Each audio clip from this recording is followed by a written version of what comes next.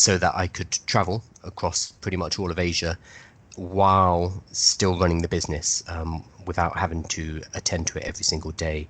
And I even spent 2 weeks in a meditation and yoga retreat in Nepal, and came out of that retreat with more money and more business than when I went in. Hello, this is Dr. Rowe, and you're listening to the Growth Tribes podcast with Dr. Rowe and Harms. This is the podcast where two completely different generations tackle the most challenging topics that people are facing today. Above all else, the main reason that we chose to develop and record these podcasts is because we both have a passion for helping people go through life transformation, for improving their lives, for taking their lives to a completely different level. And it's our hope, our genuine, sincere hope, that by the end of each of these episodes, you'll have gained at least one insight that you can take away and apply directly into your own life. Practical tools, voices that come in from both generations, the younger generation with tips and tools, and the older generation with a sense of wisdom and experience, so that you can help unlock your true potential, to give the opportunity to make changes both on a personal, professional, financial and relationship level, and to give you a chance to impact both your lives and the lives of other people around you. So we welcome you. Welcome to the Growth Tribes podcast. Hello and welcome to another episode of the Growth Tribes podcast. It's Harms here, and normally I would do an introduction, but I'm going to hand over to Ro today for the introduction. Hi, Ro. Hi, everybody. Thank you for that, Harms, and you'll understand why in just a moment. So, we're really recording this particular podcast right now in an incredibly upside down economic climate, health climate. People's brains, emotions, families seem to be all over the place, and there's a lot of concern. And in this current climate, the time that certainly we're recording this, people are being forced to work from home. We have literally globally had a set of rules put upon us that none of us necessarily wanted, but we understand have to be put in place in order to look after our safety. So that's led to job losses, huge reliable industries that, household names that many of us have known for years struggling, airline industries, famous people that we look up to in all sorts of entrepreneurial backgrounds, going to government and asking for payouts and wanting to stay afloat, companies with hundreds of thousands of employees and workers who literally are sat at home, although they're sat there trying to stay safe and looking after their families. At the same time, they're thinking, what the are we going to do next? What's happening? And this really boils down to one thing, and that's change. And many of you know that this is a passionate area for us, because the Growth Tribes is very much about the evolution of the human being, the human soul, and through that comes this need for change. So if you narrow this down and we focus just on change in your career, in your job, in your business. I'm a professional speaker, many of you know, listening to this, and I was looking just on my in tray yesterday and I saw an email that came in from the Professional Speakers Association, and there's a talk next week by one of the senior speakers who's talking about their business. Their career has literally just dropped through the floor as a professional speaker, because of course they're used to going out in front of audiences. And as I was reading that, I was thinking maybe they need to be listening to the podcast that we're going to record tomorrow, because today's podcast that we're talking about is really very much about giving you opportunities whilst you're in this transitional stage to look at a chance to expand and potentially increase your income and generate a revenue for you. So this impacts everybody. Every single person listening to this will have been impacted by the coronavirus and what it's done to your career, your business, or the company that you're working for. So our income is a big thing. It's a big question in people's minds right now. And the question they're asking is, what else can I do? How can I create security? How can I put something in place right now such that if I can't get back into my job, I've got an additional income? Or if I've got a career already or a business already, how can I monetize that experience and that knowledge? Because the truth is, none of us quite know what the landscape's going to look like in 3, 6, 12 months' time.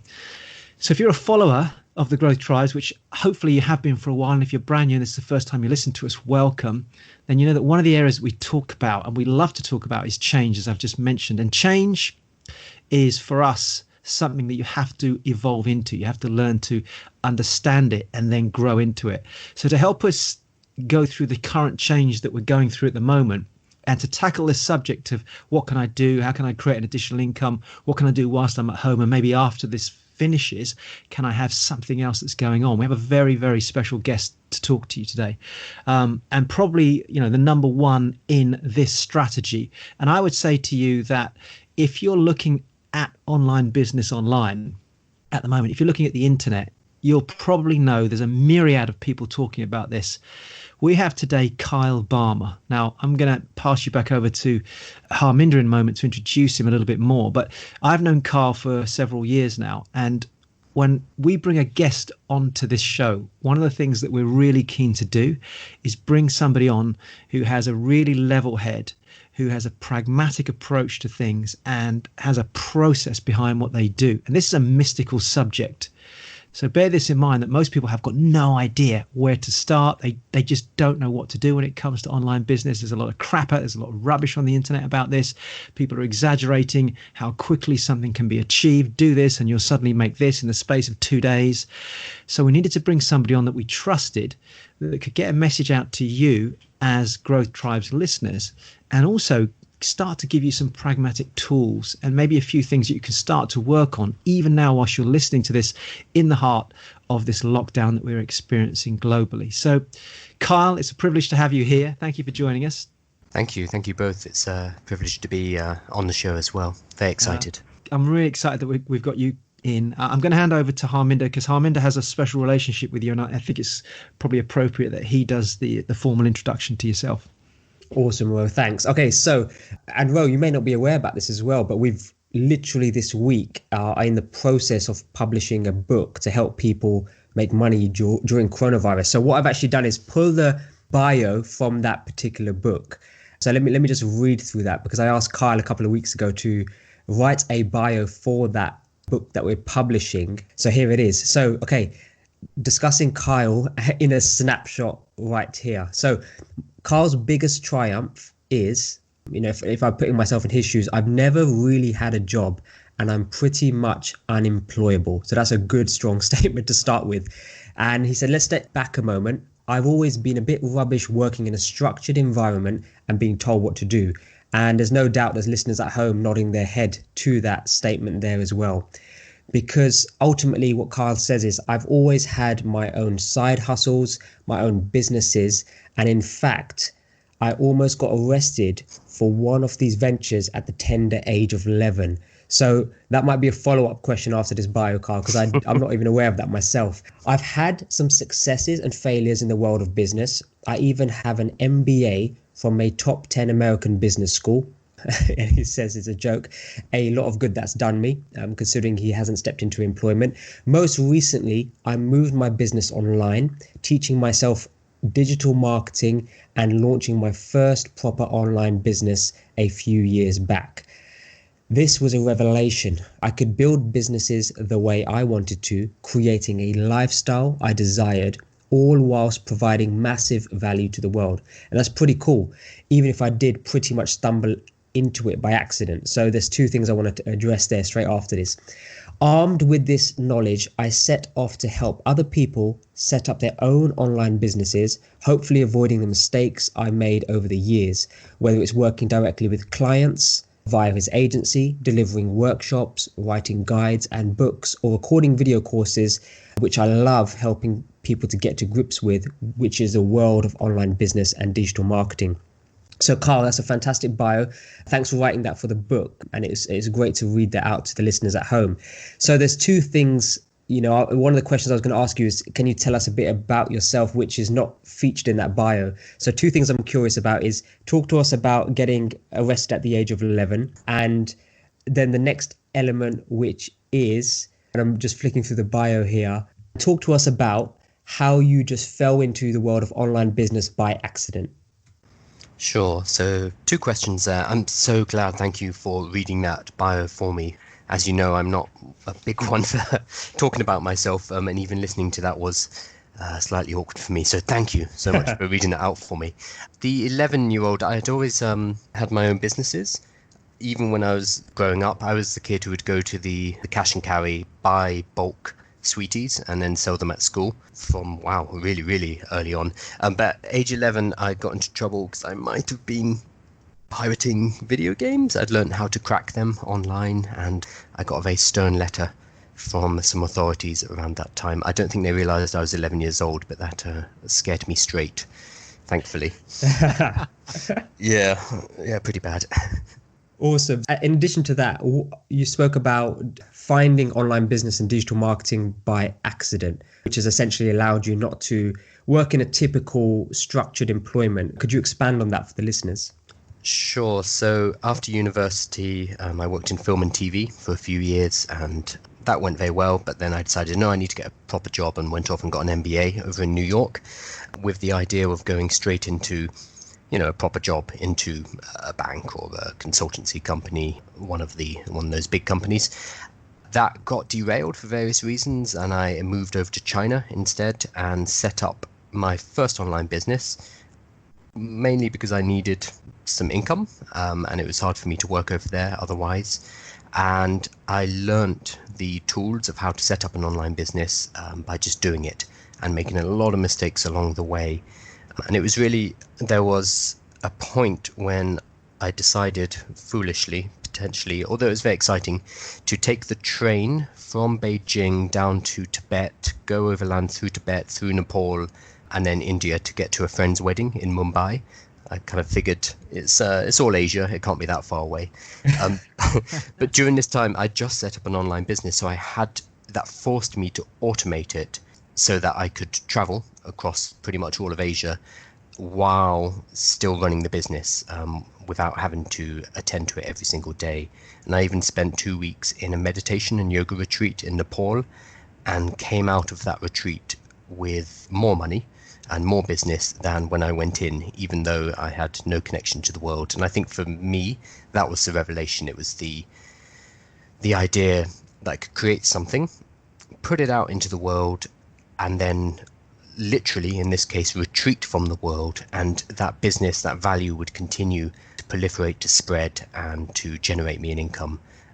So that was a big moment for me. I think listening to that, it's interesting because your circumstances were in front of you, and it was either leave it alone or do something to still maintain that revenue. And in the same way, people are listening to this thinking, how do I, as I said in the introduction, how do I create more income? How do I get that security? Although they might not be on a trek across Asia to get to the pole, they're still on a trek through their life right now to try and somehow create some security. And this is no different, really. It's about making decisions that change the way your financial situation is in the future. And that's exactly what you did, isn't it? Absolutely. And it's fascinating hearing you talk about that change and how the regular 9-to-5 jobs have changed so much. I am literally right now sitting in Canary Wharf overlooking kind of the main square in Canary Wharf, and it's empty, it's deserted. Normally at this kind of time or a little bit earlier, it would just be swarmed with people. And just for context for listeners at home, Canary Wharf, that's where their high-rise buildings are. Some of the biggest banks have their companies located there, and there's a square which sits in between all of these skyscrapers, which has coffee shops, restaurants, bars, and what you're saying is it's completely like a ghost town. Yep. So from here I can see HSBC, JP Morgan, Barclays, Deloitte, I think it is, and the Canary Wharf Tower itself, and they're all shut down, all empty, nobody here. And compared to the usual swarm of people rushing to and fro, it's just such a night and day change. And just to give our listeners context, because part of the Growth Tribe's theme is this old voice, young voice, different experiences, just give us your age so that everybody knows where you're positioned on that scale between myself and Harminder, or below Harminder, age-wise. Sure, I am 34. Sorry, I had to think about that. It was my birthday back in March. So for the millennials listening, it's good for you to hear this message coming from Kyle today. And just for context, Carl, you spoke about the setting up the online business. At what age did you first stumble across that, where you said, look, I was forced to put this into place, otherwise I'd got no income? Sure. So this was my first proper, I'm calling it proper because I had dabbled before, but this was the first one to generate revenue and profit. First business was helping people learn Chinese, how to read and write in Chinese. And I would have been 28. Yeah, around 28. Speaking of mystical, you use the word mystical about digital marketing, and how it's, as you say, it's very obtuse and obscure, and it almost seems like magic to people looking at it from the outside. I found a lot of parallels between teaching Chinese characters and teaching digital marketing and online business. Oh, Because, really? yeah, from the outside, Chinese characters also look, totally inscrutable, totally magical. And there's Alien, no way, yeah, absolutely alien. But once you start to understand the logic and how the methodology of learning how to read and write in Chinese, it's actually a very, I won't say simple, but it's a very structured and logical system. And digital marketing is the same. But it's funny hearing that word mystical, because that was always applied to Chinese characters, to reading and writing Chinese. There you go. There's a bit of a theme for you, I think, in your life. Yeah. Taking complex subject matters, learning them, mastering them, and then rebuilding the way that they're taught in order to make them more accessible. I think that's systematic learning and teaching is something I find very appealing. It's how my brain works. Amazing. Whoa, so this is a curious question I've got for yourself. Before we actually dive into the topic of online business and setting one up, what was it like in your generation when you was approaching this topic? Because you would have lived through the emergence of online businesses, the internet. Can you put that into context for us or listeners of our generation who almost take this subject for granted as well? It's funny, isn't it? Because it must be hard for you to imagine not having any of this technology around you.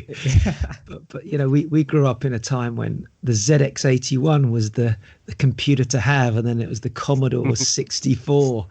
And I can still remember writing BBC programming language at a young age. And actually, if I'd really appreciated where we are today and what people like yourself have done, Carl, I had that aptitude because I had that kind of left brain side of me. And you've known me long enough to know that as well. There's that kind of systemized logical side.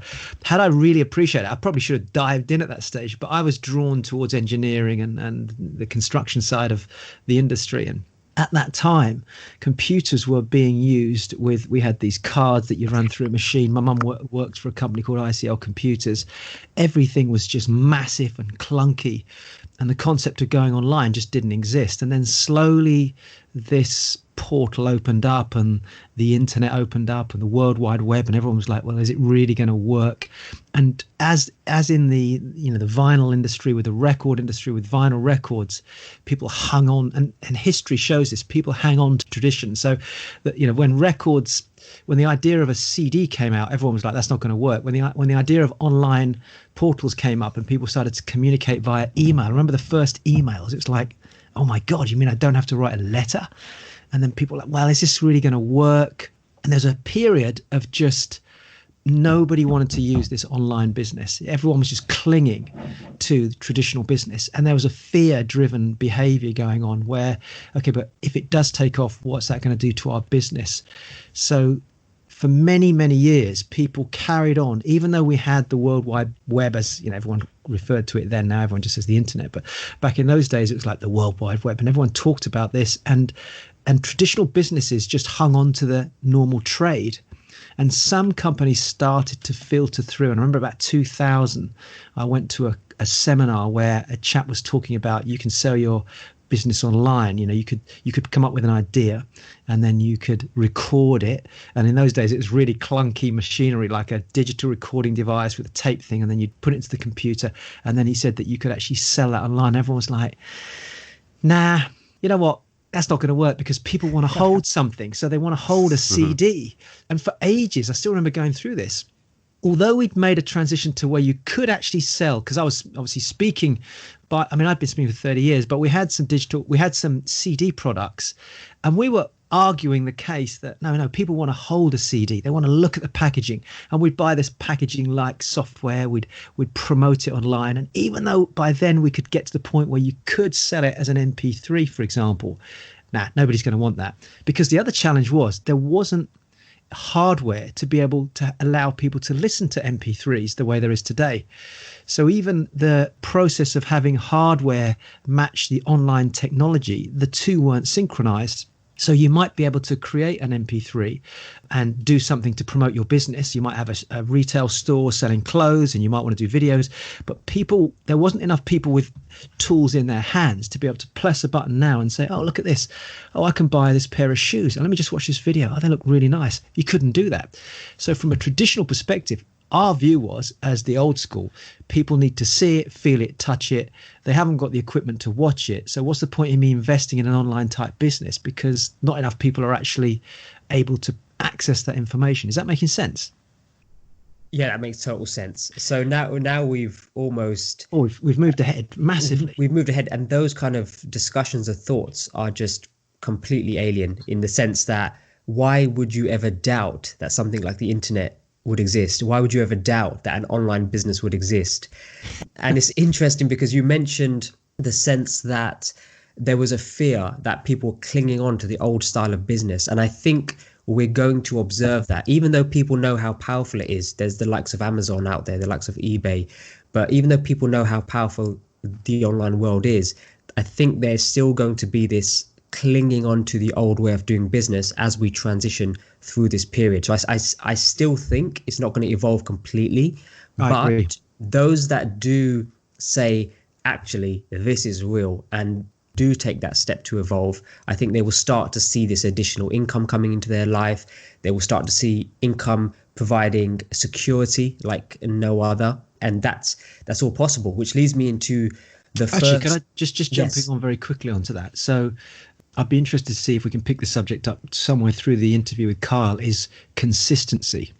And I don't know if it's in what you want to share with us today, Carl, but I think that's one of the biggest challenges, is that people, it's the shiny penny syndrome. People love the idea of it, love the concept, but it's being consistent enough to make that transition over. For all the listeners listening, I've worked quite closely now for a few years with Kyle and with Harminder.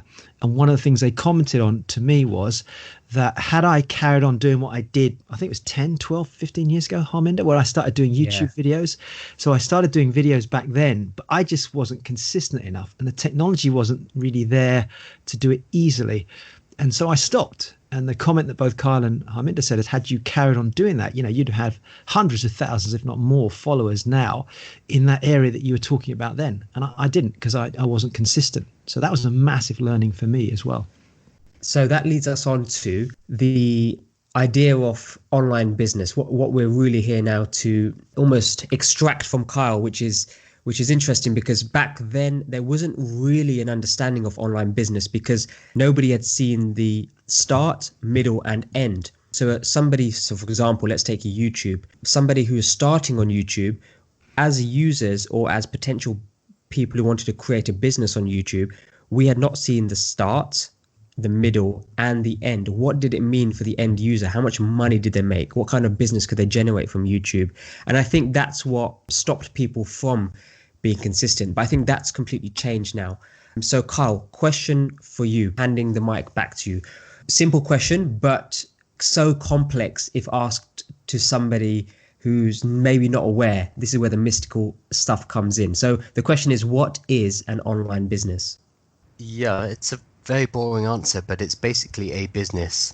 The online that we place in front of the word business doesn't mean that much anymore. Previously it did. Ro was just talking about the development of the internet, and so I'm a little bit older than you, Harms. I remember dial-up internet, at least, when I couldn't use the internet if my mum was on the phone, for example. I had it. So, that kind of transitionary period. But so early on in the development of the internet and online business, there were the innovators, the early adopters, early majorities, so product lifestyle, the lifespan of a new technology. It tends to follow a very similar pattern, where you have people jumping on it really early on, getting very excited, everybody else poo-pooing it and saying, well, no, this is never going to take off. The problem with the internet in particular is, in the early 2000s, we did have a massive crash due to people getting overly excited about the internet. We had cautionary tales like pets.com and many, many businesses who they were selling the idea of the internet, and that's what their stock prices, that's what their funding and their fundraising was based on. It's the internet, and anything we do on this is going to work. And that bubble quickly collapsed, and we had a crash in 2000, 2001, around then. The dot-com bubble, yeah. The dot-com bubble, yeah. And the problem there was that people were focusing on online business. They were focusing on internet business. It has the word internet slapped on the front, therefore it must be good, it is new, and there's no way this can fail. but they weren't sound businesses underlying. So we were ignoring the actual business element and just focusing on the online or the internet. And I think we need to step back. And whenever somebody comes to me and they're like, I want to start an internet business, I want to start an online business, I say, okay, well, what's the business? And that kind of stops people in their tracks, because often they're like, they'll talk to me about platforms like, oh yeah, I want to use YouTube to do this and then sell products on Amazon. And again, my question is, well, what's the business? What is the value that you're creating? What additional value and worth are you putting out into the world that you're going to be monetizing, that you're going to be turning into a product or service? So there is this shiny penny syndrome, as Roger's called it, of we tend to chase the newest platform, the newest channel, the newest tool. So whether it's TikTok or Snapchat, these are channels. These are not businesses in and of themselves. So in answer to the question, what is an online business? It is fundamentally a business first. We just happen to use online channels in order to promote, in order to reach out to people. And you've done a fantastic summary there, because I mean, I lived through the big .com bubble and then the bust, and a lot of that was driven out of the USA as well, as you know, Silicon Valley, and a lot of the language that came from there was this huge surge of hype around it. And I think that is also one of the things that created this cautionary approach to it after that happened. It almost went, people sort of jumped on it and then jumped away from it. And then, as with most things, when there's been a bit of a shock, same thing we're going to have with coronavirus, is people then stand on the sidelines and watch. And that's very much what happened. And I think what you're saying here is spot on. It has to be still based on sound, logical business structure, approach, and planning. And off the back of that, it then gets taken online with what you're going to be talking about. So you could probably help us out here. What are some of the common misconceptions then that people typically have when it comes to online business? Because I hear them a lot when I'm out speaking on real estate, and people go, I've got an online business, and I say, yeah, well, we have that as well, and I've got friends that build them. And then I hear all this stuff that comes at me. What are some of the typical misconceptions? So I think there's roughly two types of misconceptions. There are people who haven't really started an online business, or they haven't delved in, and they will tend to get pulled in by misconceptions about getting rich quickly. The fact that you can, sit on a beach with a margarita and not ever have to work again. So ideas of passive income. This is one category of misconceptions. And then the other category is people who have tried online, they've kind of played around, maybe they've spent some money, it did not work for them. So they come from the other end of saying, oh, well, online never works, it's a scam, and you shouldn't trust it, it's not going to work for your business. So I think there's roughly two sets of misconceptions there. There's the people who are overly optimistic and the people who are overly pessimistic, and there are different sets of assumptions and misconceptions assigned to both of those parties. Yeah, I mean, because we hear about people selling on Amazon and other people trying to get massive number of followers. There's just so much information out there. Again, selling on Amazon, so fulfilled by Amazon, to use a very specific example, FBA it's called. So FBA is a technique, it is a tool. It is not in and of itself a business. Right. So for those who aren't in the know, fulfilled by Amazon is basically, I will find certain product categories that I want to sell. I will either buy them from a manufacturer and then ship them to Amazon, and then Amazon's going to sell them on. Or I might not even do that. I might just be setting up a general sourcing list. So I'm not buying any inventory, but I'm just reserving items which, when they're purchased, are sent to Amazon and sent out to people. So I act as a middleman there.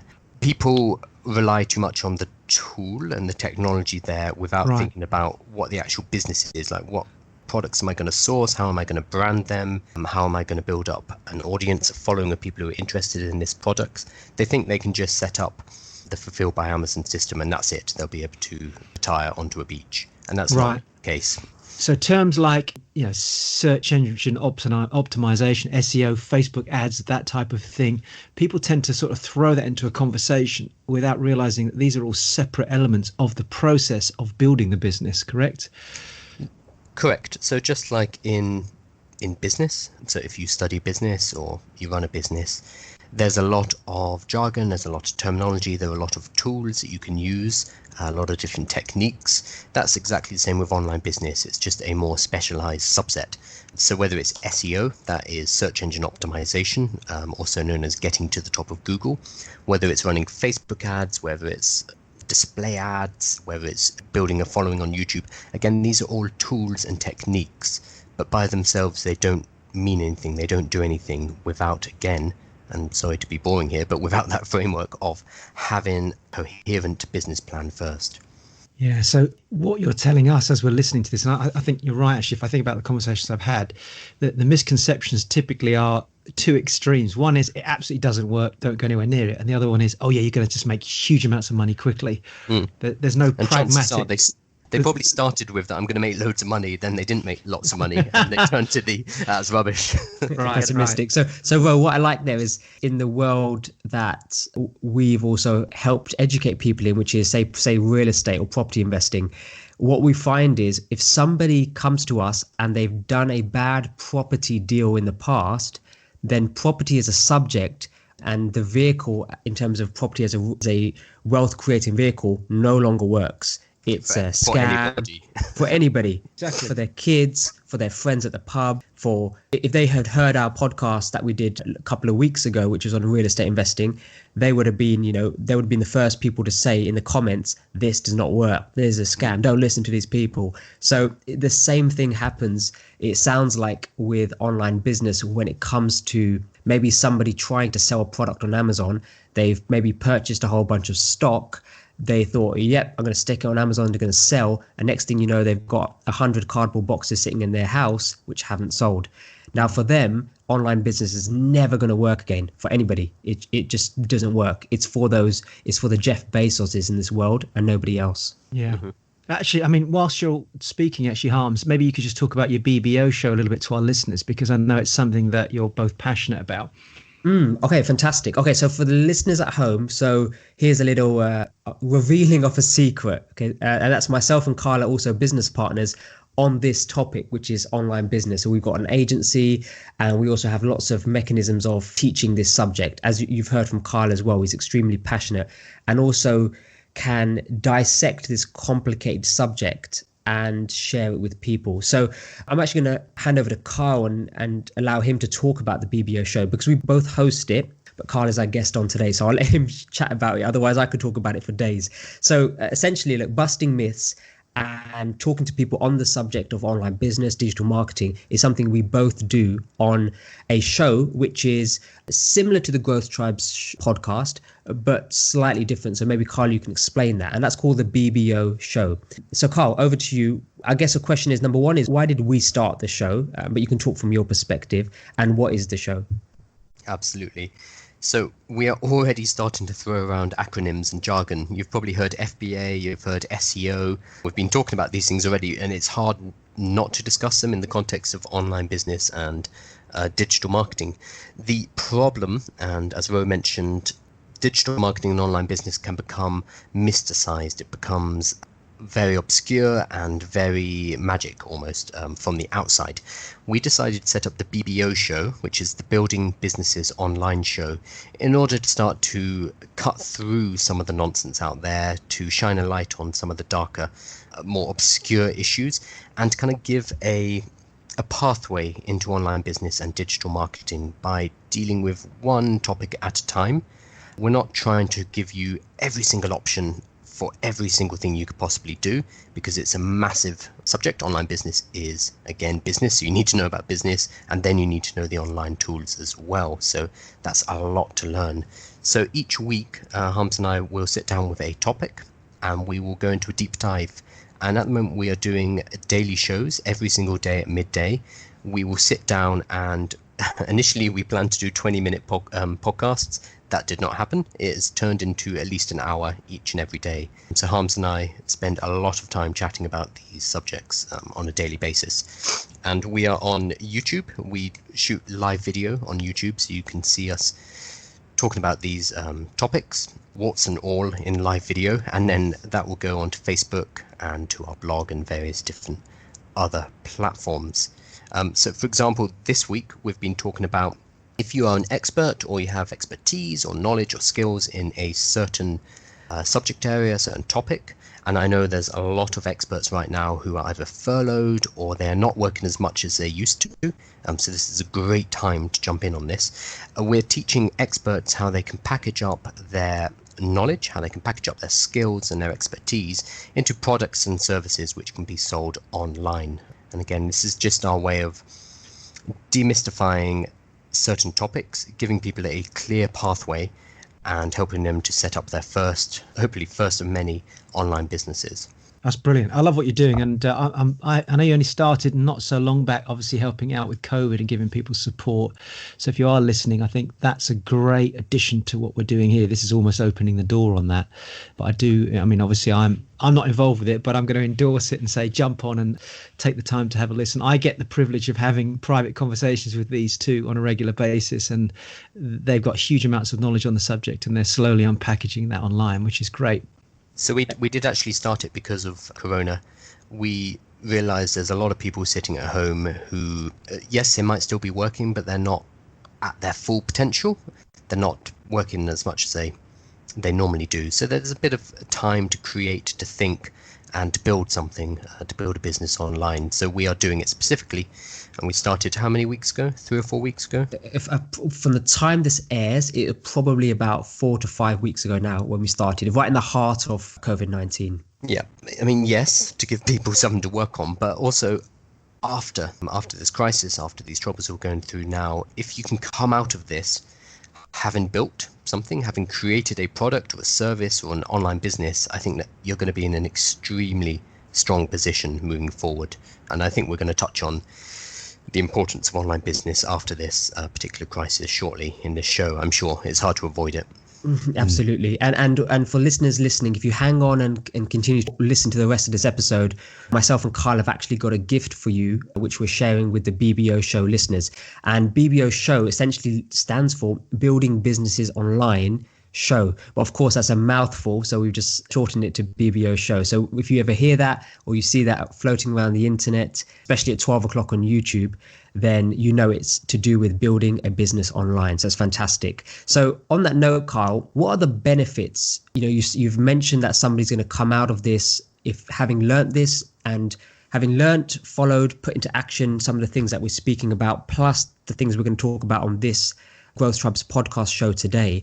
But what are some of the benefits that maybe you've experienced? There's going to be some general benefits, of course, for online business, but what have you personally experienced when your online business started to generate a revenue for you?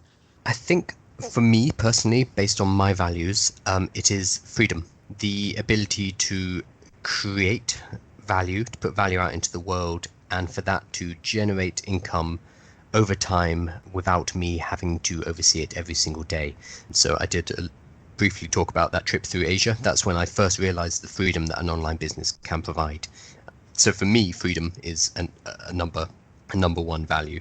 That's going to be different for different people, obviously. So just expand on that, because when you say, it can continue to create income, you don't necessarily have to be there to create income. Now, that may be a completely alien concept to somebody, because if somebody's typically used to exchanging time for money, i.e. I'm going to rock up, I'm going to complete this task, and I'm going to get paid for it.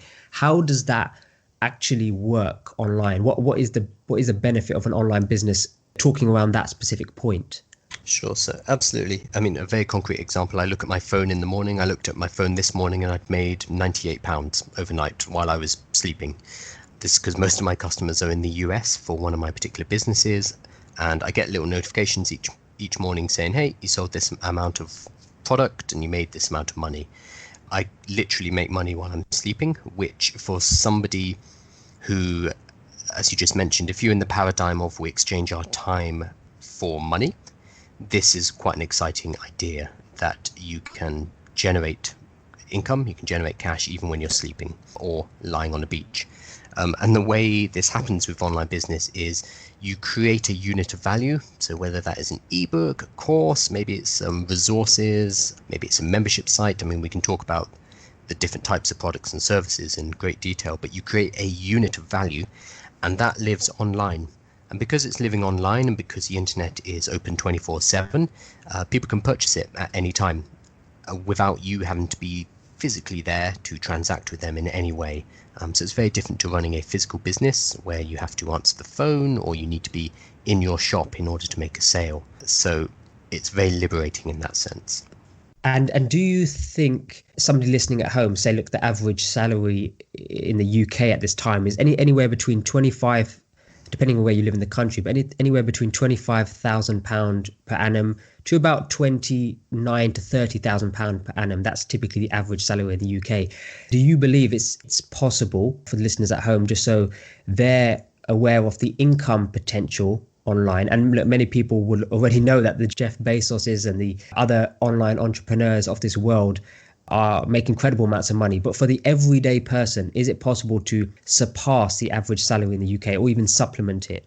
Absolutely. It requires you to, and again, I'm going to hark back to this, it requires you to create something of value, though, and to have the structures of a business in order to do that. But yes, absolutely, you can use the tools of online business, generate that amount of money. Okay, let's say you need, somebody pays £50 a month, just needs 600 people. So £30,000 per annum is 600 people paying you £50 a month, as an example, which is similar to an offline gym, but there's no reason you can't create that level of value online, as an example. So Kyle, obviously I'm listening to this as a 54-year-old. Our Growth Tribes listeners range dramatically from, early teens right through into people in their 50s and 60s. For someone listening to this who's older, maybe they've been in business a long time, very traditional, got a lot of experience, a lot of knowledge in certain areas, may have had ideas, possibly wanting to write a book or digitize something. There are still massive benefits. It might be that they're nervous about making the transition, but they can't and shouldn't make the assumption that this is only for the younger generation to take on. Can you just talk into that space? Because I do hear that a lot. And it's almost like, oh, but you don't understand. I've missed the opportunity. It's too late to go online with my business or my ideas and my product, which I think is bullshit personally. But maybe you can just talk from your perspective as a logical approach to this. Absolutely. So if we are coming at online business from the point of view of it being a set of tools and techniques, or shiny pennies, as you referred to them earlier, then if we're coming from that perspective, it is about speed, it's about excitement. It seems like a young man's game or a young woman's game. However, that is the wrong way to come at online business. As we have mentioned, it's about value. It's about having something of value that you can sell to a market. So somebody who has years and years and years of experience naturally has more value that they can package up, whether that's into a book, as you just mentioned, or some kind of online learning course, online coaching, some kind of membership site. The people who have that level of experience, they naturally have an even more valuable product or service to offer the market. People will want to access that value that they have. Yeah, I agree. I think that's a fantastic way of actually putting it, because young people may, this is an assumption, may grasp the tools quicker because maybe they're using the technology more frequently. But what we lack in the experience, the elder generation has built that over time. So they've essentially got something very powerful to share, which is the wisdom, the knowledge, and maybe they've seen so many different market cycles that they can identify an amazing product, identify an amazing service, which they feel has been missing from a marketplace. So I think there's massive pros, because what Kyle is, I believe, saying is the tools and techniques can be learnt, but it's very hard to learn experience and some of the expertise which is within the humans on this planet. Yeah. And the tools and techniques are always changing as well. So even once you've learnt one, there's going to be a new one next year. So it is the fundamentals and that experience and the value you can bring to the market that is always going to win. So, okay, so that leads us quite nicely, I guess, into a question, which is, if somebody's wanting to explore at this stage, they're listening to this and thinking, okay, right, I'm kind of getting excited and I want to get started. So if somebody wanted to explore starting an online business, what advice can you give them? Bearing in mind how many you set up over the years, can you kind of give us maybe a bit of a structured approach to this? But what advice can they start to take on board now? And if you're listening to this and you're not driving and you're not running, you might want to get a pen and paper out and just capture this down, because you may have a huge amount of knowledge and value inside you. And as we listen through this next part of the podcast, hopefully you'll get some nuggets here that you can start to implement. So over to you, Kyle. The first form of online business we often recommend people start up is something based on their own expertise, something based on their own professional abilities and skills. Basically unlocking all of that knowledge they have in them and turning that into some kind of information product.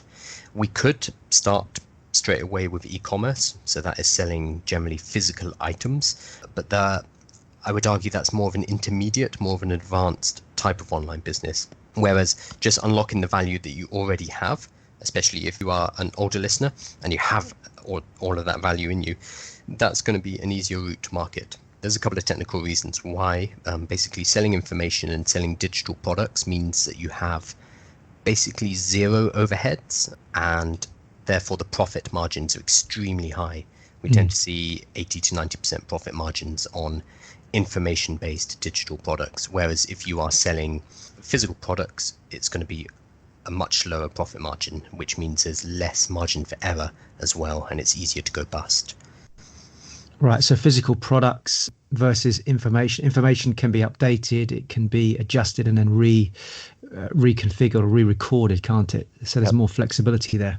Absolutely. So my Chinese business, helping people learn to read and write in Chinese, it started as me selling these large format posters. They were A0, the paper, which is a very big size. It's humongous. Yeah, Massive. They were rolled up. I had a few thousand of them printed in a factory in China. They were rolled up, put into these cardboard tubes, and then sent around the world. Potentially the worst possible physical product to send because it's very long, it could easily bend, it was quite fragile, and it was very heavy because of the size of the paper. So I would sell one of these for $30, let's say, and $20 to $25 would immediately disappear in shipping. If it was damaged or returned, then the rest of the money's gone, and it'd even be negative. It was a dreadful business from a business point of view. All I did was pivot and change the physical posters into a digital version. So I would sell the PDF files so you could go and print them at a local print shop, and I would give instructions about how to do that. So that's an example of going from a physical product to a digital product. And the profit margins went from 10% or even negative profit to 80 or 90% overnight. Amazing. So I always recommend people start with something digital. So we're talking about text, we're talking about audio, we're talking about video, which can be delivered online rather than a physical book or, as you mentioned earlier, physical CDs that we're sending to people. Yeah. So if somebody's listening and thinking, well, I've got all this knowledge and information, where do I start? I mean, is that something that we can expand briefly as we're in the middle of the podcast here, or do you want to come back to that later? Because that's probably an itching question, is like, what sort of digital product do I create? What should I be sharing? Sure. The traditional urge or how people scratch that itch will be to write a book. But writing a book, I mean, I know, Ro, you've written a few. It's a big task. It takes a long time. And I think so many people, I believe most people do have a book in them. But actually sitting down and getting that on paper is tough. And I've talked to so many people who have told me, like, yeah, I'm going to write a book, I'm going to write a book, I'm going to write a book. And they never start because it's such a big task. So while writing an ebook's fantastic, it's an absolutely great kind of starter offer. It's a good way to start generating revenue online. It's also too much of an ask to just tell somebody, oh, go and write a book, because that's a lot of work. So while that is the traditional route, it's not something I particularly recommend. So Harms knows this as well. My favorite format for creating, for putting knowledge and information out into the world is video, simply because it is fast. It's considered high value, so people will actually pay more for a video than they will for an ebook, even though it takes you less time, less money, and less effort to create. It has a higher perceived value than the written word nowadays.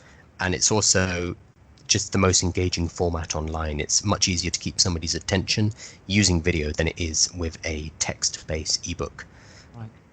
And there's another final point which is worth mentioning regarding video, which don't want to overcomplicate it or get too create an overwhelm feeling. However, that kind of media has the greatest density. So if you look at a video compared to a book, what you have within a video is a video file, an audio file, and a text file. Now, if you compare that to just a book, at this stage anyway, what you just have is a text file. So the density and the power in which you can use that single piece of media multiple times changes drastically. So myself and Kyle are always for video first, and this is not a discussion about whether being an author or being a book writer is not as good as a video producer. That's not the discussion here. This is if you are wanting to start to share your knowledge and information about what you have within you as an expert and as a professional or as a creative expert, then the video format is the best place to start. To quickly clarify there on the information density, when Harms says that a video file has video, audio, and text, the reason for that is that we can repurpose the content. So if we start off with a video file with me talking and delivering information, delivering expertise, then we have that. We have a video file, it has an image on it, and it has me talking about that. That's one asset. Then we can strip away the video, and then we are left with the audio file.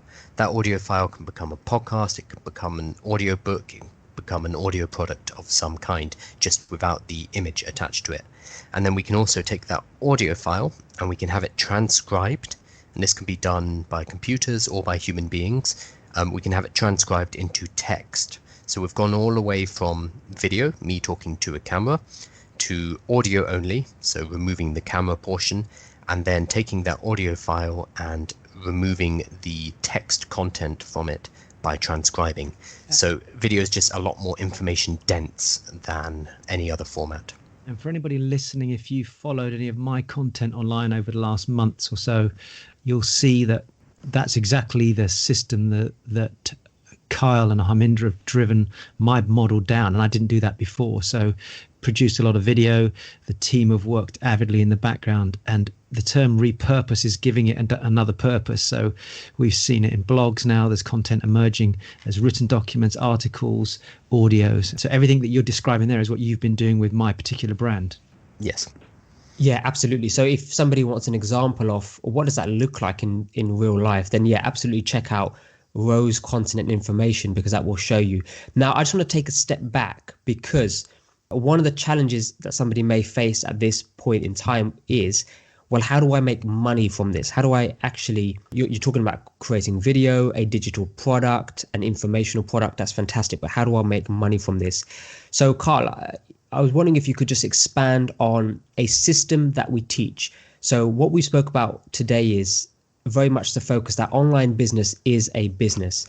Now, what we teach is a system called Baton. So I was wondering if you could just explain to listeners what that is and how that helps somebody build an online business, whether it's an expert business, whether they got a product, whether they got an idea. Because creating this system that you're talking about for an expert is great, and I recommend they start doing that. And if they want the end-to-end guide on that specifically, like Carl mentioned, I think from time of recording, about look for episode number 10 of the BBO show, and we talk about this in detail. But I'm wondering if you can just expand on this system that we call Baton, because I think that will leave the listeners with a real understanding of how does an online business work end to end. Absolutely. So Baton is a framework that we created. We use it with our own businesses, with client businesses, and we also teach it on the BBO show, and soon a series of ebooks that we're putting together.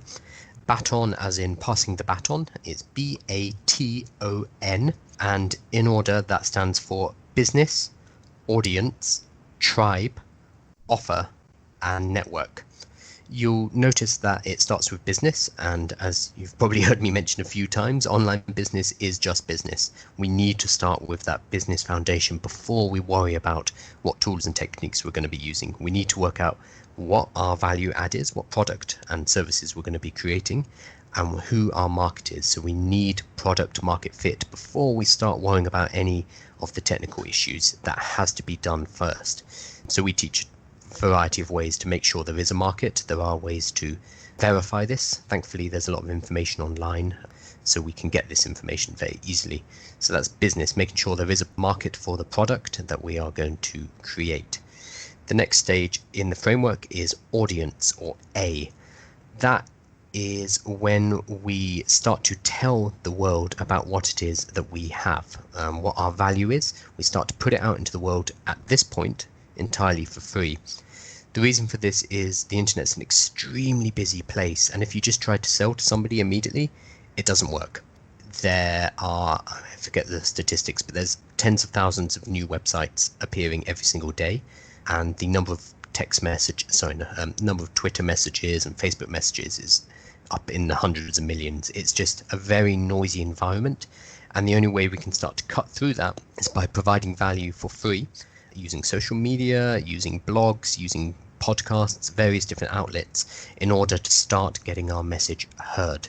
So just to press a pause there, this area audience we have to spend a lot of time with clients on, because the urge is, like you mentioned, is to go directly and start to sell. So the first interaction, say you've got a new idea, the first interaction typically, and I'd be interested to know what your thoughts here, Ro, in what you perceived traditional businesses to do, where the instinct is, I've got an idea, I've got the product ready, now I'm going to sell it to the marketplace immediately. Now, what we're saying is, look, don't sell it to the marketplace immediately. First, create an audience, attract an audience's attention around your idea, your topic. And the technique Carl is mentioning is to start to produce free, valuable information and content in order to attract that audience's attention, in order to cut through the noise out there. Yeah, I mean, just jumping in. So I struggle with this, if you remember at the beginning, because coming from that traditional background, particularly older generation, I'm just used to, okay, here's a product, right, let's go sell it. And so it's straight to customer, put it in their hands, let them feel it, touch it, and get an experience of it, know that there's massive value in it. So we've got an exchange of service here, money for a value. But where I was being naive, and for anyone listening, I do understand it, particularly if you're of an older generation making this transition. It's like, it needs to happen now, it needs to happen now. So I had to step back and understand this process, because a lot of the sales that I was making up until then are with customers that I'd built a relationship with over years. And it was only by reflecting on what Kyle and Harminder were telling me was that, but you're looking into new markets, you've got new products, and you're wanting to expand. That means new customers. And these are customers that don't know you. So the whole concept that they're describing here is you're building this funnel to bring customers in, and you're looking at a lifetime value of a customer, not just an initial sale. So it was about building up the trust, how many points of contact with them, how many points of value are they getting before they're ready to buy, and don't go selling them a big product first. Sell them something slightly cheaper or even free to start with, so they start to realize that you're not going anywhere, you're staying in the game, you've got lots of value. And that means you're going to have to allow this incubation period to occur. And for me, once I got over that, I was fine. But if anyone's listening to this and you're just ready to get going and generate revenue, it's not going to happen like that. And this is where the get rich quick scheme thing kicks in, where people go, okay, fuck that, I'm going to go and find someone that can get me value and sales straight away. Well, you might get a few sales, but you won't get longevity of customers, and you certainly won't build up a big customer base. That's my understanding of being around this now for a few years. Is that a good summary from an older guy? Yeah, that's correct. You can jump straight to the sales. It's just going to cost a lot per sale. Oh, right. Yes. Okay. Yeah, There's so disadvantages to it. Yeah. Yeah, it's just going to cost. So if you are a Nike or a Coca-Cola, you have the cash Correct. to push forward on that kind of on that front. Massive campaigns they would be, wouldn't they? Yeah. Millions and millions to get out to the people, and that works. That's fine. We're talking about starting from scratch. People don't know who we are. We're putting new value into the world, reaching new customers, new audience members, as you just mentioned. And for anybody who's thinking, well, it sounds like a lot of work, the flip side here is that you can take this global, depending on your product, depending on your market, but it can be a lot wider and a lot larger than any traditional market you were working with before. So if previously you were running a shop, you were serving your local area. Suddenly, if you go online and you manage to build up this goodwill and this awareness of what you do, then you can be selling nationwide or potentially even globally. So there are more customers online, but because of the sheer volume of information online, we need to provide this free value or this low-cost value up front in order to build this trust, in order to build up goodwill before we get to the sale. So as you heard from Kyle, he's sitting in Canary Wharf in an empty surrounded by empty skyscrapers, and he's making sales from the US today, and tomorrow it may be China. So that's an example of what Carl means as an end destination there, because it is global. So that's the advantage, certainly. Today was Israel, actually, which is unusual. It's normally America, but yes, it can be anywhere in the world. Interesting. So let's assume that somebody's now attracted the audience's attention. They put some great value out there. They started to cut through some of the noise and also differentiated themselves from people who are just direct selling. That's really what we want people to do here. What's the next stage of the baton system? So after we have covered B and A, that's business and audience, we move into tribe. This is T. We're borrowing the concept of tribe from a marketer called Seth Godin. He's written a number of books which are really great, including the book Tribes. The basic idea here is we are starting to draw towards us the people who really care about what it is we do. So in the audience section, we might be talking to 1 million people. We might be talking to 50 million people. The vast majority of those people are not going to care about what it is we do, or they're not going to care enough for us to worry about escalating them and bringing them towards a sale. And that's fine, because the internet's an extremely large place and we can talk to millions or hundreds of millions of people relatively simply. The tribe are the group, the smaller group of 1,000, 2,000, 10,000, 50,000, however many people who have opted in and said to us in some way, okay, I am interested in what you do. I want to hear more. Tell me more. Give me more. So we start to escalate people. We start to build more and more trust and goodwill as we start to go towards the sale. So what we do in the tribe stage is a little bit different to the audience stage. It becomes more personalized. It becomes higher touch, higher access to you as the expert and you and your brand. And then from the tribe, we're going to be moving into the next stage, which is offer. That's fantastic. That makes sense. Now, I just wanted to shift the question over to Ro here, which is one of the challenges I know myself and Kyle have faced when we teach this concept to people is the online world has what I can describe as rejection on steroids. Because what Kyle said there was, look, when we are sifting or when we are sorting people who don't care about us to people who do care about us, there's a lot of people online who just don't care about you, what you have to say. They haven't got the time of day for you. They're also going to comment. They may rudely comment, and that's a reality of online. Do you have any advice for people who maybe want to start this, and one of the challenges they will have is dealing with the fact that one of the things we teach is let's go for an audience size of 1 million first, then let's get that audience size down to even as small as 1,000. If we can get 1,000 people who really care about us, then we are in a winning, successful place. But that means, I'm not going to do the sums there, but it means there's 900,000 who don't like you, who just don't like you, don't care about you.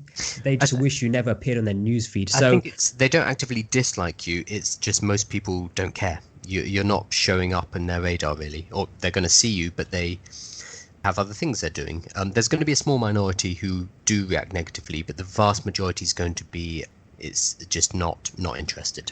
Correct. But from a psychological point, say for example, like I'm excited, I'm putting out my free content and I've been doing this for months and nobody cares. So it's just dealing with that, because Ro, you mentioned the word consistency, and one of the things that you're going to have to battle through is this moment. So just wondering if you can share into that space, which is what I'm calling rejection on steroids. It might be softer than a hard no, but it's still there.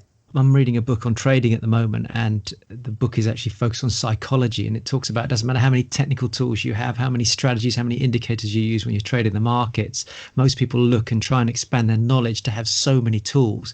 They're not going to fail, but the market does what the market wants to do. The main challenge people have is their fear of failure, their fear of loss, their fear of rejection in business, but in the stock market, it's being rejected by the stock market.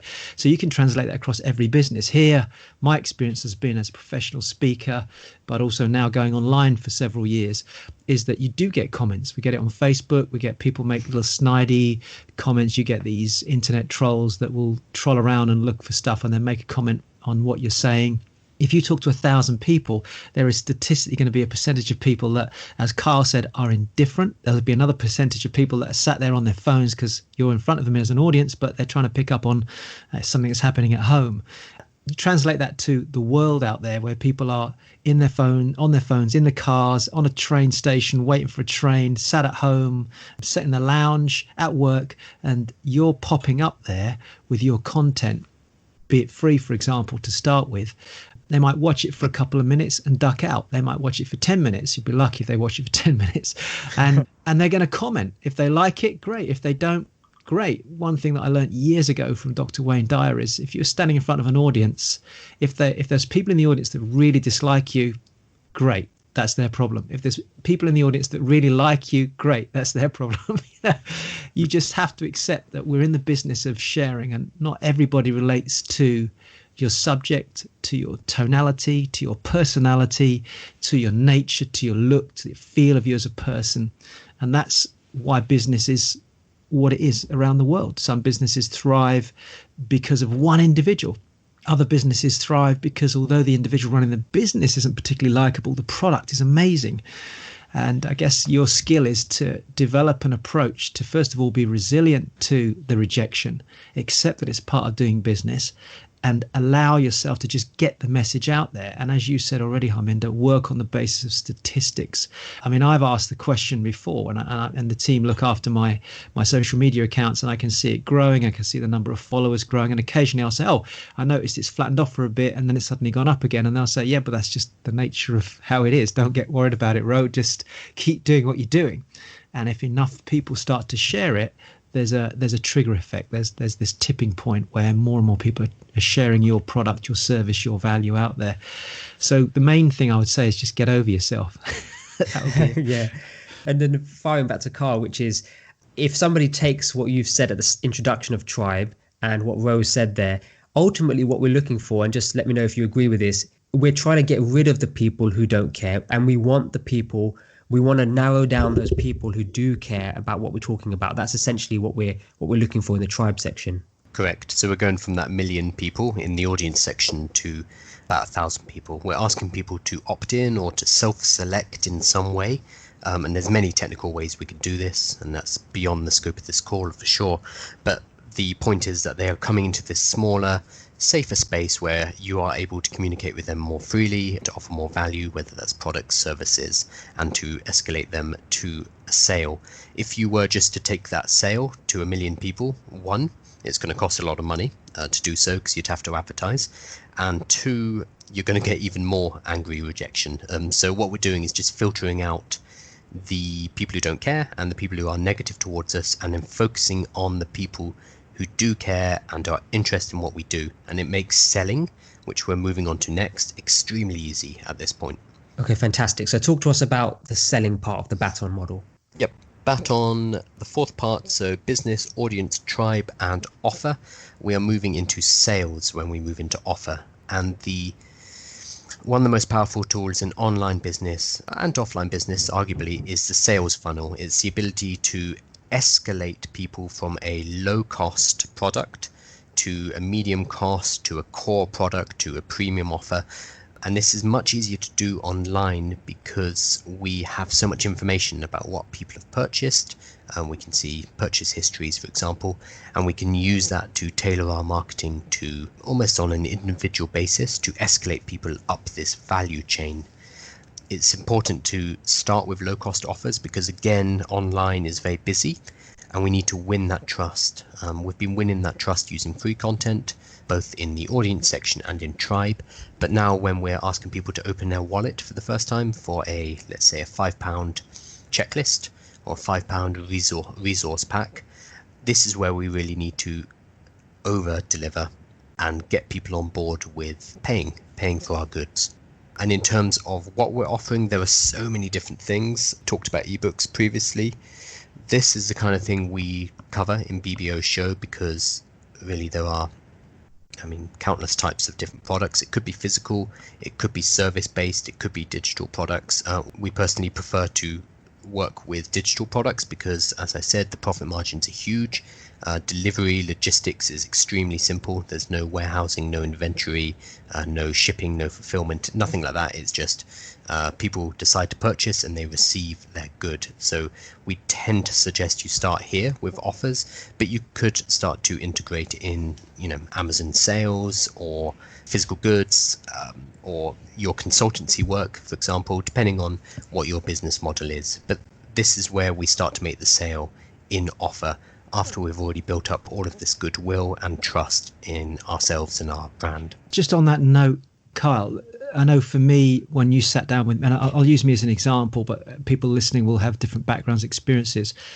One of the challenges in my mind was, what am I offering? Because I had such a broad offering of tools, and a lot of my stuff ranges from audio products through to ebook stroke video content, and it's knowing what to position first. Are there any guidelines there? Because I'm sure if anyone's listening who's in a younger generation, you might be thinking, well, what could I offer? Whereas you might be sitting listening to 40, 45, 50, you've been in your profession, your business for a while, and you're thinking, oh my God, I've got a shitload of stuff here. Where do I start? Are there any pointers on that to simplify and narrow down so that we're not too much of a jack of all trades right up front? Absolutely. So we actually set this up in the business section of Baton, like early on, where we're deciding what is the value we're going to be providing. So generally, I mean, this is a bit of a blanket statement, but generally with a business, we are trying to solve somebody's problem. Maybe they want to lose weight. Maybe they want to earn more money. Maybe whatever it is, that they have a problem, and as a business, we can help them to solve that problem. Yeah. If it is an expert business, for example, we use our expertise to guide people through their particular problem, through ebooks, through courses, through consulting sessions, etc., etc. If we are selling them products, then that product will also solve that problem. So in the business section of Baton, we really drill down and define what that problem is and how it is we're going to solve that problem for this group of people, for this market. And this should be the core, the spine of the content we're putting out in the audience section, the content we're putting out in the tribe section, and then the offer is going to be a logical extension of that. The products that we sell are going to be a logical extension of, okay, how do you solve this problem? So as long as you have that question answered in the business section of our framework, it's relatively simple to work out what the products are. Yeah. Harms, whilst we're on this, because this is a great example of what we have done to some extent with growth tribes, do you want to just elaborate a little bit on some of these elements that Kyle's talking about in reference to the growth tribes, for example, the tribe, the vault, etc.? Okay, that's great. So let's use a live example and an experience that the listeners are going through right now. So let's put this into the context of Baton, right? So the business model here within the Baton system is we're providing a home of personal development. We're providing information, we're solving problems around topics that people face, whether it's health, wealth, relationships, and happiness, purpose, all of these elements that people are facing out in the world. And with the approach that we're taking is we're taking somebody younger and we're taking somebody from an elder generation, so two different generations' voices to talk into that space, because we have two different viewpoints. And by doing that, we can talk to two different audiences that both understand us. So Ro's got some incredible experience that I don't, but I've got a different viewpoint of the world that he may have grown up in. So that's the business model that we're operating in. Now, what's one of our mechanisms in order to attract an audience's attention? Well, actually, the podcast you're listening to is that. It's highly valuable, it's actionable, it is easily digestible, has very low overheads once it's produced. So yes, it takes us time to research, talk about the preparation, and actually host a podcast. But once it's out into the world, it does not cost us money every time somebody listens to the podcast. That's very, very powerful. Now, the next stage from this would be our first offering. So this is when a listener may say, look, you guys are fantastic. We trust you. We like you. I want to delve deeper into that episode that you spoke about on time management, or I want to delve deeper on the episode you spoke about purpose. Well, to help solve that problem and to serve you as a customer, we have the next level on our online business value ladder as such, which is a digital course, which is maybe a 6-part, 5-part, 7-part video series, which Zero has put together to help guide you through that program. Now, that's the first element. You can purchase one individual program. Now, the next level from that is purchasing all of the programs as part of a subscription service. So that subscription service is £27 a month, and you're going to have access to the Growth Tribes Vault. And this vault is everything from purpose, time management, values, making money via real estate, understanding how to communicate with impact, everything you will need in your life to just become a greater, better person and to solve some of the challenges you may face right now. That's the space to be. And what comes alongside that is a private Facebook group with like-minded people. So hopefully that makes sense to the listener. If you're thinking, I've got some products, I've got an expert, I've got an expert business, I've got some information that I would like to share, think about, you could even use a very similar model that we're using within the Growth Tribes ecosystem to help structure and develop your own product in that realm. So hopefully that makes sense. Would that be a typical value ladder in an online business world? Absolutely, yeah. That's a purely digital ladder as well, which we like. I do want to jump in and talk about the fact that some people might be listening to this thinking, well, why haven't they talked about setting up a website or doing SEO or any of these technical... So we have touched on a lot of these subjects, but the answer here is that there are so many technical aspects we could have talked about, and we don't want to talk about these on purpose. So we want to give you this framework that we're working through now, the Business Audience Tribe Offer Network, so that you can start to think about what value and what business you can bring online. And we just gave you an example of a real business. Your structure may look like that, or it may not. It's going to depend entirely on what value you're creating and which market you are serving. So yes, Harms, I would say that's a very classic online business structure we've just displayed, you've just talked about, but that's not necessarily going to be what's going to work for everybody else. Absolutely. So that's a great question, Ro, and hopefully that makes sense by using that example. And one of the final advantages I just wanted to mention as part of the concept of having a digital product and leveraging the online world and creating your product online is something which is almost glaring us in the face with the coronavirus and the COVID-19 situation, is that we can now move away and we can still make sales without an over-reliance of a face-to-face interaction. So that's a big one, because that's, if you can learn these tools that Carl is talking about today, you can then pivot into a direction where your business is hedged against anything like this again.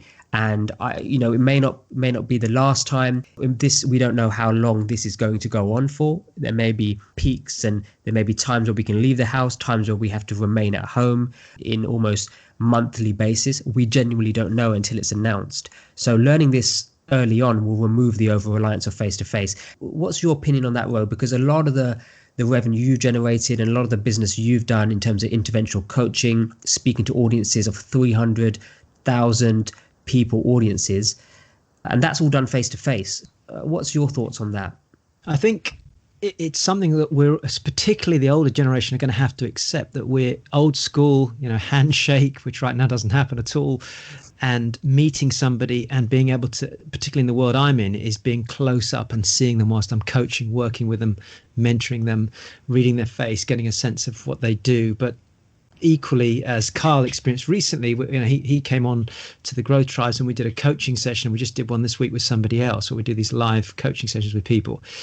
The internet gives us the ability now, the biggest challenge, and I'd be interested to see if both of you agree with this, is that people have this hang up. They'll do a selfie on their phone, but they won't go on the phone and allow themselves to be filmed, videoed, or sit in front of a camera and do something for the internet, for an online product. They seem to struggle with that. And I think what this has done, this current situation with COVID, it's forced people into the realm of, okay, let me get in front of the camera, let me speak. And I'm watching, it's quite interesting because I'm watching live presentations where people are either on Zoom or there's a property Facebook group where I've been watching a few of the trainers and speakers presenting, and it's quite interesting because people are sat on their couches, they're sat back, chilled out, their faces overgrown with hair or whatever. The whole idea of it has to look perfect, you have to look perfect and be perfect in this space. I think that's changed as a result of this situation with COVID. I'm seeing some major celebrities that we're used to seeing out there, polished, out on TV, doing some cracking stuff online now. Now, I know that's slightly different to what we're talking about, but what I mean is that the barrier that was there before, the psychological barrier about getting on and doing something digitally, recording something or videoing something, is slowly being stripped away.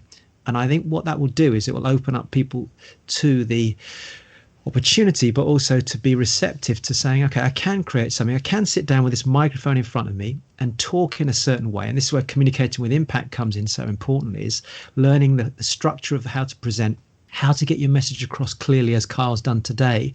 And at the same time, knowing what amount of value to give so that product is the appropriate product for that part of the funnel. Now, I'll talk back into the space and ask Kyle this question, because my challenge at the beginning, Kyle, was giving almost too much value too soon, wasn't it?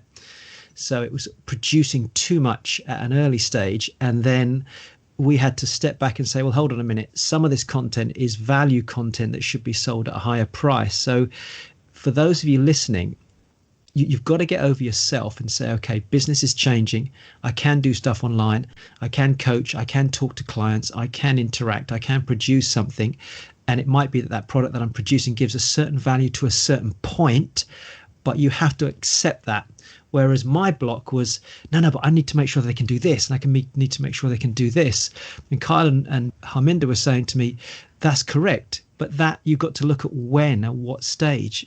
If this was real business, they might have come into the shop 5 times to look at the garment before buying it. They might have tried it on 2 times. They might have taken a picture. You might have helped them fit the garment.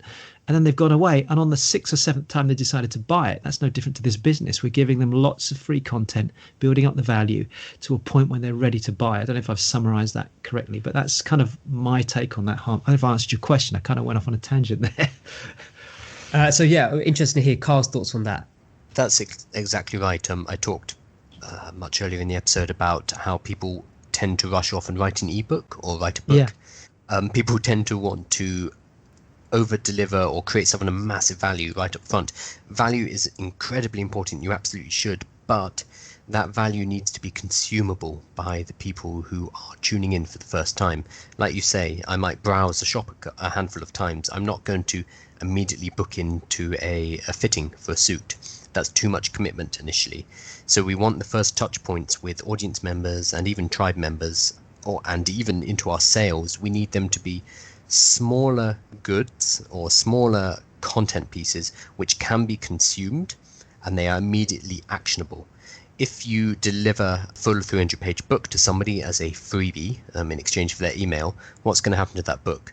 It's going to sit on their telephone or sit on their computer, and it's not going to get read. We need something which allows people to access the value, to consume that value, and to then be drawn along to these more in-depth versions that you've been delivering. Yeah, makes sense. Fantastic. So the next element, final element of the baton system, after we've offered, what would that be, Kyle? Sure. So once we've worked out a profitable, so not just revenue generating, but a profitable structure based on business, audience, tribe, and offer, once we know we can get people into that funnel, get people into that framework and generate a profit from it, then and only then will we start to scale up. And that's what N is. N stands for network. In our lessons, we talk about different ways you can scale, whether that's bringing more people into the funnel, so more new people, or selling more goods and more services to the same people within the funnel. They're the 2 basic ways to scale up. Fantastic. And, if you're listening to this, that shouldn't be the focus right now. It's great to have the big dream and the vision of this, but the work will come from firstly identifying what problem you're solving, then attracting an audience's attention, then forming a tribe and sifting out the people who don't care to the people who do care, then starting to present them with an early offer. Now, that's fantastic. So I think if listeners at home thinking, okay, how do I approach an online business? I would say that's the system to have locked into your mind. If you write the words baton down, business, audience, tribe, offer, network, if you can put an idea into that system, that is how you create an online business. And within each of those elements or those components will be the tools and techniques. But you only worry about those tools and techniques once you know exactly the process.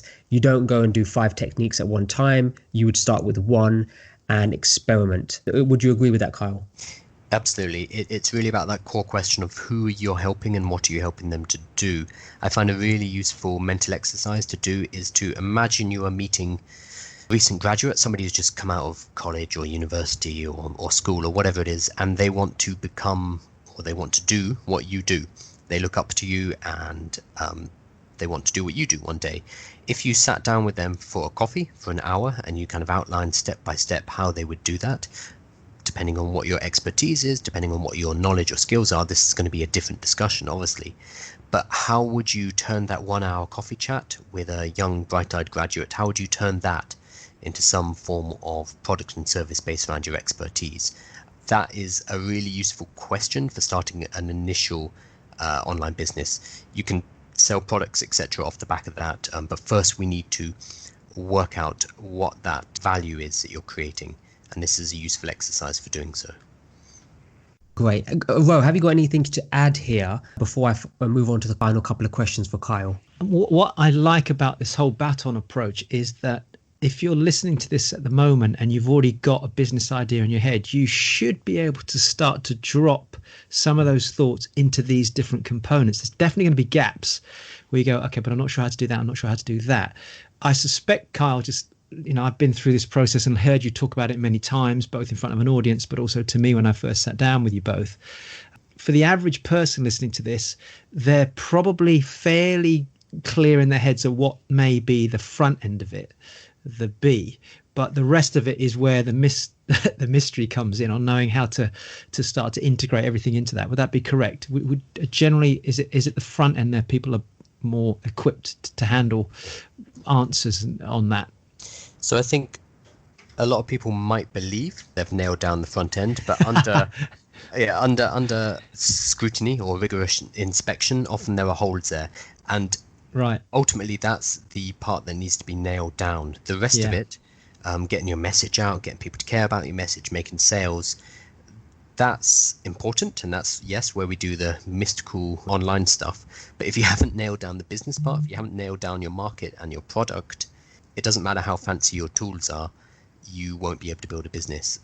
So yes, a lot of people might think, yep, I know what the business is, but you need to have that backed up. And you don't know if a business idea is going to work until it makes contact with the customer for the first time.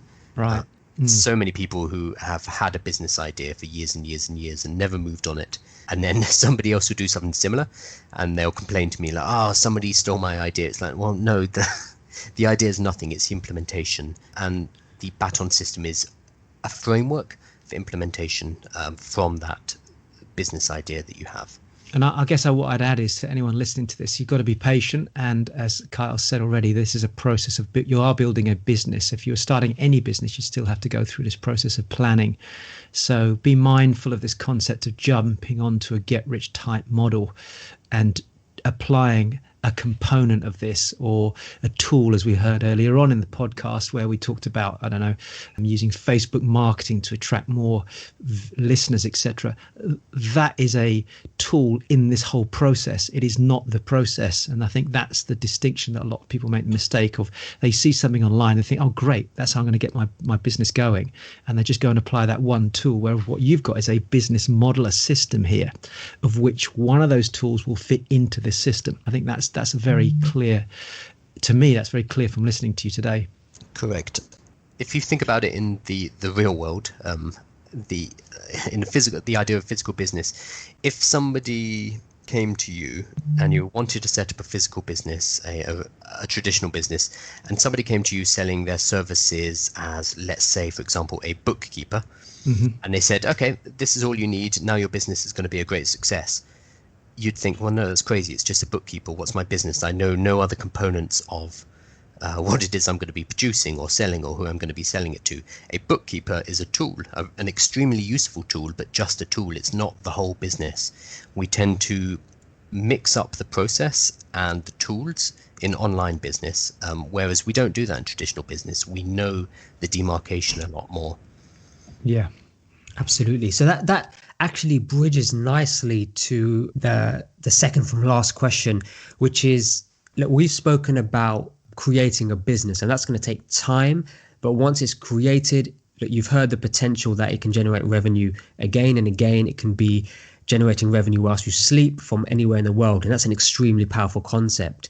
So bearing in mind the current climate, because people are being forced into change for safety reasons very quickly.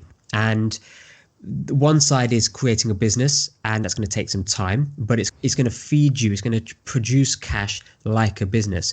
But we've got a gift for people, Carl. I'm just wondering if you can expand on that, which is right now people are working from home, or people are being they're furloughed. They may have lost their job, and they are at home. They've got access to Wi-Fi, and they've got access to a computer and a laptop. What are some ways that people can actually leverage online to generate cash? And just to give you a warning, listening at home, this is not a get rich quick scheme. This is legitimate ways to generate cash online, which, you know, they're not going to make you £2,000, £3,000, £4,000, £5,000, £6,000 a month. But what they will do is bring you cash in when you need it the most. So Carl, could you expand on this gift that we've got for people? Absolutely. So, as you mentioned, it's a strange time for everybody, and it's not unusual if you need to make a bit of extra cash for whatever reason it is.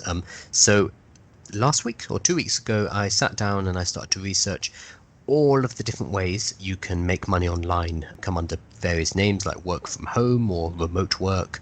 But I've pulled together this mega list of, I believe now, around 250 different options. Different ways to make money online, and I filtered out a lot of the rubbish. So there are many get-rich-quick schemes online. There are a few different ways which will make money but are, I found, a bit ethically dubious, so I also removed them, especially things like gambling, right? Yeah, matched betting, etc. Things that could be potentially dangerous if you have a tendency fall into a gambling habit. So I removed them, and what I was left with was around 250 different options, categorized by having no particular skills, so anybody can do them, having the skill of the English language, so that's things like teaching English, transcription, or freelance writing, having professional skills, and so I've found ways for you to monetize various different professional skills online. And finally, having creative skills, again, different ways to monetize creative skills, whether that's music, drawing, design, graphics. There are different ways to make cash online using that. Fantastic. And just to give you some context again, these won't be creating an online business, but what these will do is allow you to leverage the power of the online world and generate cash through businesses that already exist online, and through various mechanisms. Some require your time, some require very little time, and actually some can work passively. So some fantastic lists there. And I'll just mention to the listeners where you can find this. What I'll do is I'll pop this in the show notes, which will be growthtribes.com/podcast. And on the show notes will be 2 links for you to get this list or get access to these items. And it'll be readily available after you listen to this podcast. So number 1 is the link will take you to a website directory. So there's a website link, and it's got a directory of all of these items which we put together. Now, if you prefer a bit of explanation around all of those items, then we've just published a extremely low cost, I mean, it's probably a couple of dollars, ebook, which is a guide which actually talks about those 4 categories in a bit more detail: no skill, English language, professional skill, and creative skill, and then gives you the top websites within each category to start exploring. So you've got a website link where there's a directory, but also you're going to have an ebook available if you would like to read a bit of a description of each category, because we give you a bit of guidance there as well.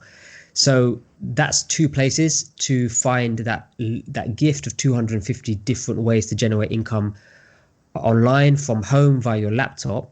and they'll both be in the show notes at growthtribes.com/podcast. That's fantastic. Really, I mean, much appreciated that that's being shared here, and it's literally hot off the press. So it's perfect timing for people, as we are going to be in lockdown for weeks, if not months, still ahead. Certainly, in those of you listening, depending on what country you're in. One of the things that we do when we're wrapping up our podcast is we always, either if it's myself and Harminder, like to offer some suggestions to our listeners, Kyle, but if we have a guest, in which we have obviously today with yourself, it's to say to our guest, are there any specific actions that you'd suggest that someone could take now who's interested in starting an online business? And also, do you have any final messages that you'd like to share with our listeners? Yeah, I know this is a tricky time for people, but I'm hoping now that some of us, not all of us obviously, but some of us have some extra time to create, I'm hoping that we can come out of this with a different perspective on life, hopefully a more caring one towards one another, but also there are increasingly arguments for not going back into the daily 9 to 5, whether it's starting your own business or working from home and still retaining a job, or starting an online business. There are different things you can be exploring during this time, which means when we do return to the everyday, there can be adjustments that can be made. So I'm optimistically hopeful about what's going to happen after this whole lockdown. An online business, obviously I'm biased, it's one pathway that you could explore, but I'm hoping, even if this is of no interest to you, that you are looking at different things, different methods and different ways to structure your life moving forward, which do allow you to spend more time, at home with your kids, doing what you like, following passions. I think that would be a really positive outcome of this whole really horrible situation.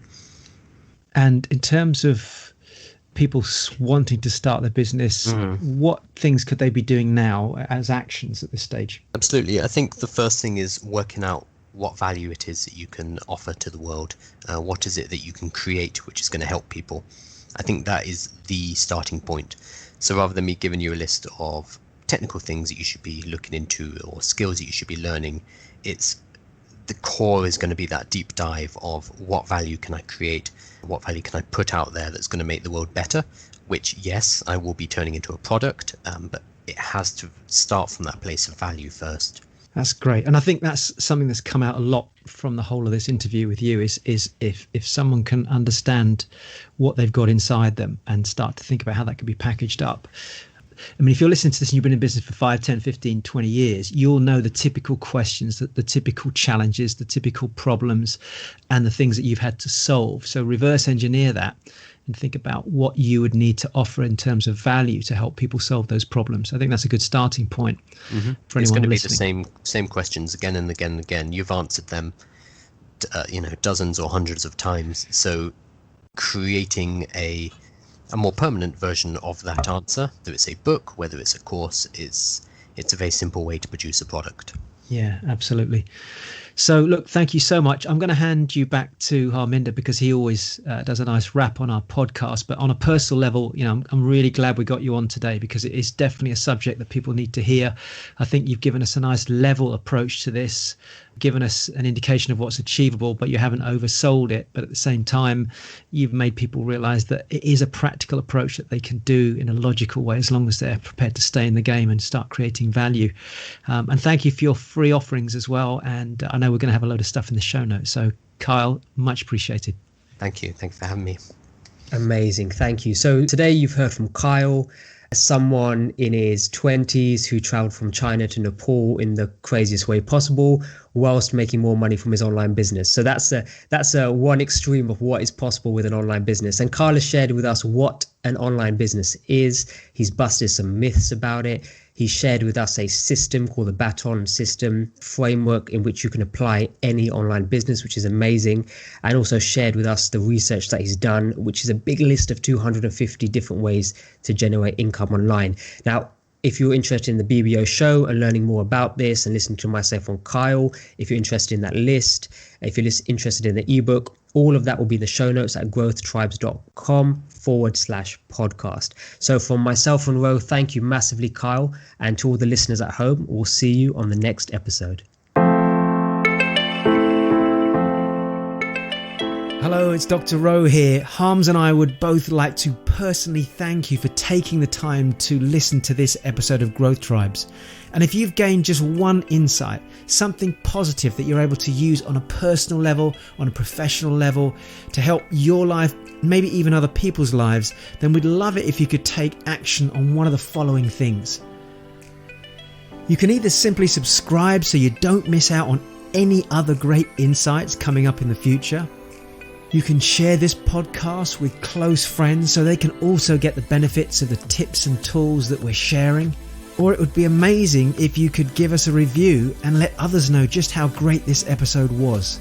And finally, if you do have a question, don't forget to submit it on growthtribes.com/podcast. Thank you again for listening. This is Dr. Rowan Harms signing out, and we'll see you again on the next podcast.